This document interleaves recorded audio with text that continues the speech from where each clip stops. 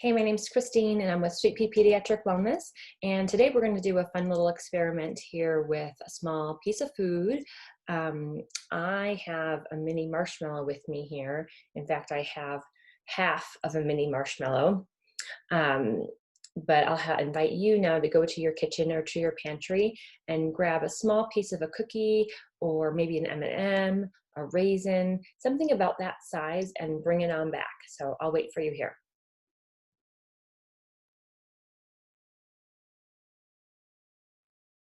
All right, so welcome back. And now we're gonna go ahead and we're gonna eat this marshmallow for 2 minutes. Let's see, do you think you can eat your piece of food over a time span of 2 minutes? We're gonna try to use as many senses as possible. We have 10 different sensory pathways that give us information about our environment, good, bad, or neutral. And those memories that information can definitely trigger memories. So let's go ahead and begin by just holding that piece of food in your hand, and you can use your fingertips to kind of touch it. And as you're touching it, is it hard? Is it soft? Is it bumpy? Is it smooth? What word would you use to describe what you're feeling there with your fingertips? So that's using our sense of touch. And does that sense of touch give you an emotion or a feeling of good, bad, or neutral? Are you doing okay right now as you're experiencing that sense of touch, or is that touch of the marshmallows kind of creeping you out? So that gives us information through our fingertips. Next, we're going to go ahead and smell the marshmallow. It smells kind of sweet. I wonder what yours smells like. And as soon as I smell that, it's probably one of the strongest senses for me with this marshmallow, since I've done this before, is the immediate memory I have of eating Rice Krispie treats as a child. And there's lots of fun memories of going to sleepovers and having that, smelling that smell of those Rice Krispie treats. So perhaps that's for you with the smell. Perhaps it's with a different use of your senses. Let's go ahead and see if we can hear anything. You know, marshmallows don't really make any noise, and maybe your food item doesn't either.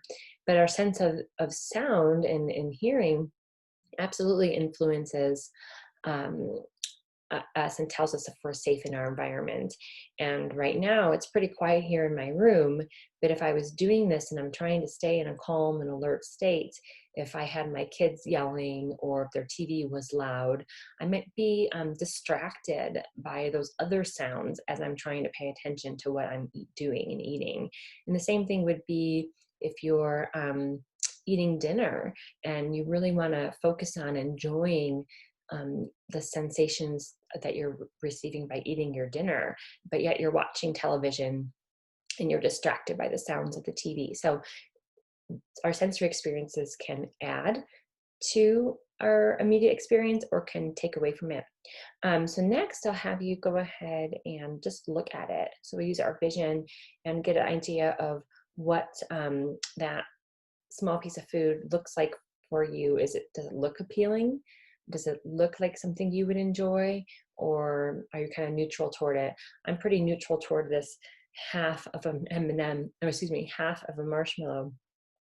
And just checking in on our time. So we're over 2 minutes now. We've spent over 2 minutes using our senses to eat this marshmallow. So the next thing we're going to do is use our sense of taste. So lick the marshmallow. Now, if you have a marshmallow, perhaps you're getting the same experience as me. It doesn't really have much of a taste. In fact, it's kind of a chalky outer edge layer of powder. Once you get past that, you get kind of to the more of the sweetness, more of the sugar is coming through. Okay, so there I kind of have a sense of taste as I lick a little bit more into that marshmallow. But again, what is that feeling that you're having in your body with that sensory experience of the taste? Next, we're going to look at proprioception. Proprioception is how much pressure we need to apply into our muscles and our joints to make something happen, to use our body effectively. And so I want you to go ahead and put this in your mouth, and I want you to chew it very lightly. Let's see if that's helpful for chewing the piece of food.